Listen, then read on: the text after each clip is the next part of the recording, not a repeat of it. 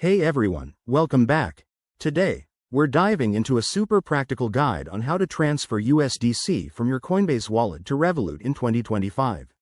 Whether you're managing your crypto investments or just moving funds for everyday use, this step-by-step process will make it straightforward and secure. Let's get started. First things first, make sure you have both a Coinbase wallet and a Revolut account set up. In 2025, crypto transfers are even more seamless, but always double-check for any platform updates. Open your Coinbase Wallet app or website and log in securely. Once you're in, navigate to your USDC balance. That's the stablecoin we'll be transferring. Next, select the Send or Withdraw option for USDC. You'll need to choose the right network. For USDC, it's usually Ethereum or another supported blockchain, so pick the one that matches your Revolut setup to avoid any extra fees. Now, enter the recipient details. If Revolut supports direct crypto deposits by 2025, you might use their wallet address. If not, you could convert to fiat first or use a bridge service. I'll link some reliable options in the description.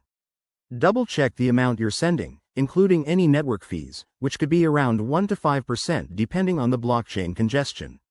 Hit Confirm, and wait for the transaction to process. This might take a few minutes to an hour. Once it's done, head over to your Revolut app. Go to the crypto or banking section, and you should see your USDC reflected as cash or crypto, depending on how Revolut handles it in 2025. A quick pro tip: always verify transactions on both ends to prevent errors, and keep an eye on exchange rates since USDC is pegged to the USD. If you're new to this, start with a small amount to test the waters. And remember, crypto regulations might have changed by 2025, so stay informed. There you have it.